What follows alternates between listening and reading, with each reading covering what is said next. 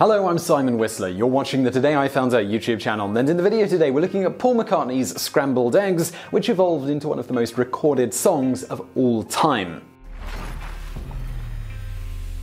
Paul McCartney said, "I reckon Yesterday is probably my best song. I like it not only because it was a big success, but because it was one of the most instinctive songs I've ever written. I was so proud of it. I felt like it was an original tune, the most complete thing I've ever written. It's very catchy, without being sickly." Yesterday, which was written entirely or almost entirely by Paul McCartney, is either the most or the second most recorded song of all time. Yesterday's the one that appears in the Guinness Book of World Records, but it's also been contested that George Gershwin's 1935 Summertime is the true owner of that mantle. Whatever the case, to date, over 4,000 different versions of this song have been recorded by artists as diverse as Frank Sinatra, Elvis Presley, Liberace, Daffy Duck, Marvin Gaye, Ray Charles, and Placido Domingo. In the mid-60s, long before Yesterday was known to the general public, singer Billy J. Kramer said that he was looking for a new song to record, and Paul played him Yesterday.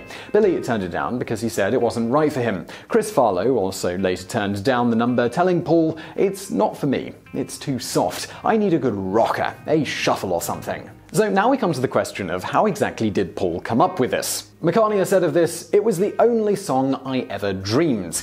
Yes, the tune for Yesterday came to Paul McCartney in a dream. Paul woke up one morning late in 1963 in the attic bedroom of Jane Asher's house. Jane was his then girlfriend, and he had a complete melody in his head and then set some nonsense lyrics to it. The original title was actually Scrambled Eggs, and Paul's original lyrics were, and I'm not going to try and sing them here because you probably don't want to hear that. "Scrambled eggs, oh you've got such lovely legs. Scrambled eggs, oh my baby, how I love your legs." As for the tune, Paul was initially unsure whether he had actually thought it up himself or he had unintentionally stolen it from another composer. He played the tune to the other Beatles and recalled, "It was like handing in something you'd found at the police station and waiting to see if anyone claimed it." Still unsure, Paul played the melody to several other musicians and composers, but each one assured him they didn't recognize it and he hadn't unintentionally stolen it from another source. After its ultimate release and widespread popularity with no one claiming the tune, in every McCartney interview since 1980, Paul has claimed complete 100% authorship and ownership of the song. But, as with so many facts in the history of the Beatles, this now gospel, well, it's disputed. According to John C. Wynne, author of the excellent Beatles book That Magic Feeling, The Beatles' Recording Legacy, when Paul first played the song to his fellow Beatles, it was John who suggested the three-syllable title Yesterday. In a pre-1980 interview, John also stated, "The song was around for months and months before we completed it." Note his use of the word "we" here. Lennon continued in the same interview, "Paul wrote nearly all of it. We just couldn't find the right title." In an interview in March of 1967, Paul also stated John came up with the title when asked by Brian Matthew about the backstory of Yesterday. John stated, "Ah well, this is John saying I don't know anything about that one, but I'll hand you over to Paul." Paul then stated, "This is Paul taking up the story in a holiday villa in Corsica. Strumming away on a medieval guitar, I thought Scrambled Egg, but I never could finish it and eventually I took it back in." With the ancient wisdom of the East, John came out with Yesterday. This is actually in direct contradiction to a May of 1965 interview in which Paul stated, "I remember mulling over the tune Yesterday and suddenly getting these little one-word openings to the verse. I started to develop the idea and soon I had the basis of it." By 1980, John had also changed his tune, saying in a Playboy interview that Yesterday was entirely Paul's and that he had nothing whatsoever to do with it. "I never wished I'd written it, and I don't believe in Yesterday." Whether or not Yesterday is indeed 100% Paul's song, or whether John helped in any way with it, joins the scores of other mysteries of the Beatles that will undoubtedly remain a bit baffling and will be unsolved completely for the ages. But if we're not nitpicking, it seems clear it was a Paul work with a possible extremely minor contribution from John. In the end, it took almost 2 full years for Yesterday to be recorded after the original Scrambled Eggs version. According to Beatles producer George Martin, Paul first played the song for him in Paris in January of 1964 and told him he thought the title Yesterday might be too corny, but Martin assured him it was not. It was finally recorded officially in June of 1965. At first, they tried different ideas, including with John playing the organ, but eventually everyone decided it should be a Paul solo.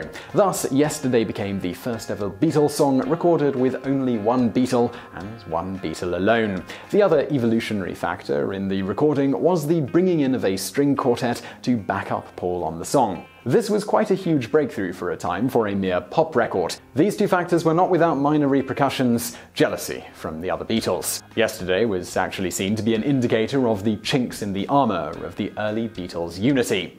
Yesterday was released on the Beatles' Help album in 1965. The song wasn't released as a single in Britain until after the band had officially split up. The Yesterday as a single idea was vetoed by John, George and Ringo. George Martin knew it was a Paul song and thought it should be released as such, but Beatles manager Brian Epstein quickly put a kibosh on this idea.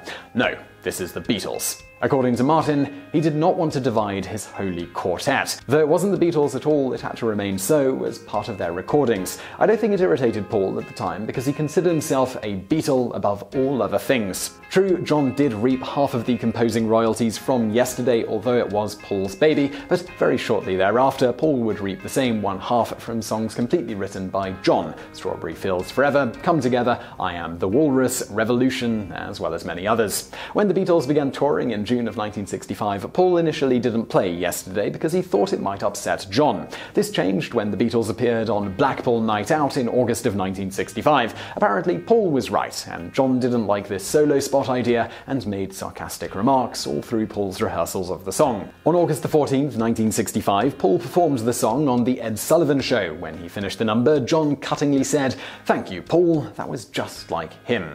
George was later to complain, "Blimey, he's always talking about that song. You'd think he was Beethoven or somebody." Despite the other Beatles' derision, Paul was to perform the song solo at many of their live concerts during their 1965-66 tours. Of course, the Beatles all sang a drunk-like, sarcastic version of the song on their 1965 Christmas record. Even the great Bob Dylan joined the anti-Yesterday chorus, saying, "If you go to the Library of Congress, you can find a lot better songs than that. There are millions of songs like Michelle and Yesterday written in Tin Pan Alley." Ironically, Dylan was to record his own version of the song 4 years later, but it was never released. Despite the puerile jealousies of his friends and colleagues, Yesterday remains a classic, easily the best known and most beloved of Paul McCartney's legions of compositions. It is certainly his signature song, which has been heaped with numerous accolades. For instance, in 1997, Yesterday was inducted into the Grammy Hall of Fame. It was also voted the best song of the 20th century in a BBC Two poll of music experts and listeners. MTV and Rolling Stone magazine named it the #1 pop song of all time. Broadcast Music Incorporated, BMI, asserts that Yesterday was performed over 7 million times in the 20th century alone. Not bad for a song whose tune came to the composer in a dream and started out with lyrics about scrambled eggs. So I really hope you found that video interesting. If you did, please do hit that like button below and don't forget to subscribe for brand new videos just like this every day of the week. Also, I'd like to make a book recommendation. If you're interested in reading more about Paul McCartney, do check out Paul McCartney, The Life. It's all about his life, and you can find a link to that in the description below. I'd also like to take this moment to thank our patrons on Patreon. If you're interested in helping us out with a small optional monthly contribution, please do consider heading over to patreon.com/TodayIFoundOut. We've also got loads of great perks lined up for people who support, posters, all sorts of different things. You can find out about those on Patreon. And as always, thank you for watching.